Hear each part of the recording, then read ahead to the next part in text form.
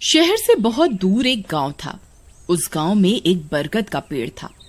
उस पेड़ पर एक झूला लटका हुआ था, लेकिन कोई भी गांव वाला उस झूले पर बैठने की हिम्मत नहीं करता था। एक दिन घसीटा और उसकी पत्नी निर्मला सो रहे होते हैं। तभी उन्हें खिड़की से किसी के रोने की आवाज आती है। इस वजह से घसीटा की नींद खुल जाती है। अरे ये कौन है? हे भगवान, लगता है ये आवाज उसी बरगद के पेड़ की तरफ से आ रही है। अरे निर्मला, जल्दी उठो, देखो ना, आज फिर से वही रोने की आवाज आ रही है। हे भगवान, ये रोने की आवाज तो उसी झूले की तरफ से आ रही है। तुम डरो नहीं, मैं अभी देखता हूँ। फिर घसीटा खिड़की की तरफ जाता है तो उसकी आंखें फटी की फटी रह जाती हैं। उसे झूले पर एक औरत दिखाई देती है। उसने सफेद रंग की साड़ी पहनी होती है और रो रही होती है। अरे निर्मला, जल्दी यहाँ आओ, देखो झूले पर कोई बैठा हुआ है। फिर निर्मला भी जल्दी से खिड़की की ओर जाती है और उस औरत को देखने लगती है। अजी, ये वही चुड़ैल तो नहीं जिसने इस झूले पर अपना कब्जा कर रखा है? तुम्हारा दिमाग खराब तो नहीं हो गया? वो सिर्फ एक औरत है। अजी, भला रात के 2 बजे कौन पेड़ के नीचे झूला झूलता है?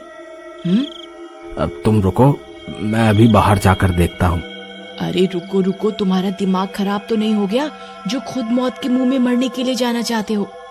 मैं आपको कहीं नहीं जाने दूंगी। तभी वह चुड़ैल अचानक से गायब हो जाती है। ये सब देखकर वे दोनों डर जाते हैं। अरे मर गए रे, ये तो गायब हो गई। मैंने आपसे कहा था ना जी, ये कोई आम औरत नहीं है। तुम सही कहती हो निर्मला, इस झूले में जरूर कोई गड़बड़ है, तभी कोई गांव वाला इसके आसपास जाने में भी डरता है। अजी, आज तक तो हमने इस झूले के बारे में सिर्फ अफवाहें ही सुनी थी। आज तो अपनी आंखों से देख लिया। मैं अब इस घर में और नहीं रहने वाली। फिर अगले दिन निर्मला का भाई अपनी पत्नी के साथ शहर से उसके घर आता है। अरे निर्मला बहन, तुम कहाँ हो? अरे भाई, तुम आज तुम्हें अपनी बहन की याद कैसे आ गई? बस ऐसे ही, बहुत दिन हो गए थे तो मैंने सोचा अपनी प्यारी बहन से मिल लूं आज। फिर वे लोग पूरा दिन हंसी मजाक करके बिता देते हैं। और फिर रात होने पर, बबलू भाई, तुम नीलू के साथ इस कमरे में सो जाओ, हम साथ वाले कमरे में सो जाते हैं। और हाँ, तुम्हें किसी चीज की जरूरत हो तो मुझे बता देना। फिर इतना बोलकर निर्मला अपने कमरे में सोने के लिए चली जाती है। फिर कुछ देर के बाद नीलू की नजर खिड़की के बाहर उस झूले पर पड़ती है।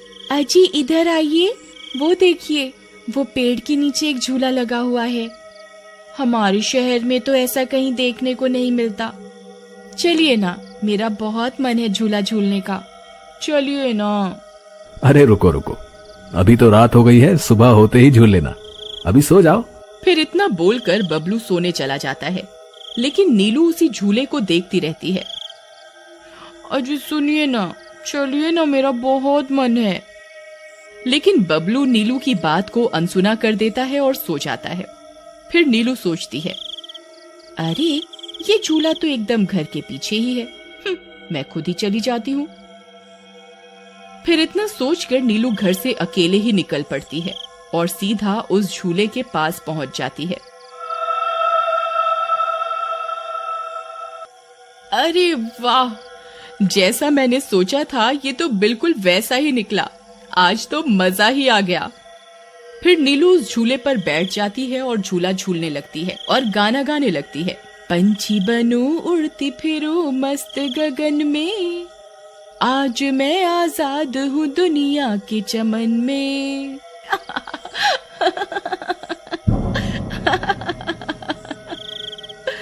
अरे वाह। फिर नीलू कुछ देर रात खुशी खुशी झूला झूलती रहती है। अरे वाह, आज तो मजा ही आ गया।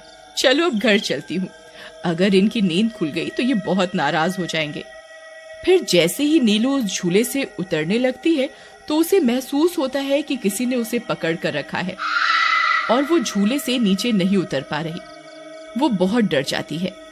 अरे अरे ये क्या, कौन है जिसने मुझे पकड़ कर रखा है? वो इधर उधर देखती है लेकिन उसे कोई दिखाई नहीं देता। अरे मर गई रे, मैं इस झूले से क्यों नहीं उतर पा रही। बचाओ बचाओ, कोई है?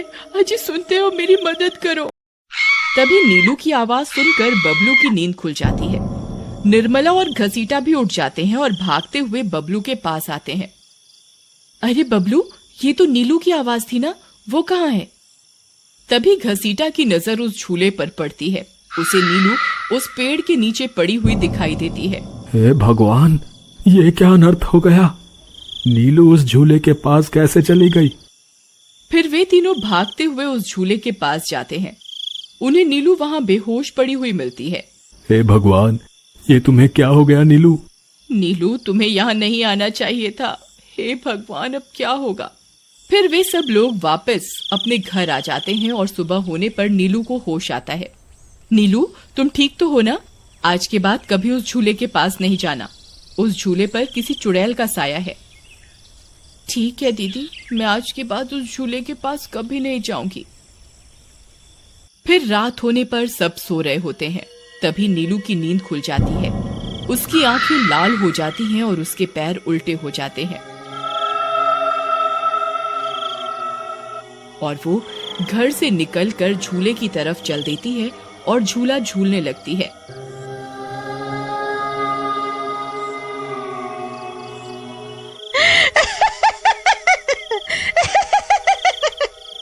उसकी हंसी सुनकर उन सब की नींद खुल जाती है।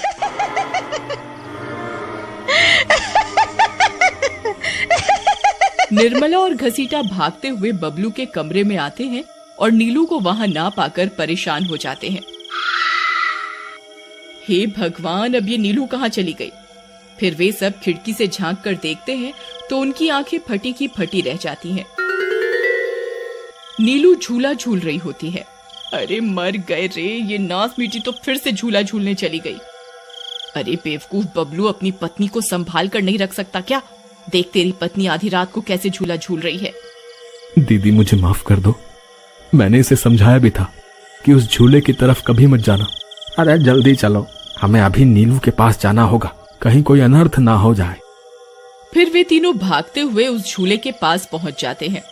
ए नास मीठी नीलू, चल जल्दी से इस झूले से नीचे उतर। तुझे कल भी समझाया था ना, इस झूले की तरफ नहीं जाना। एक बार में समझ नहीं आता क्या?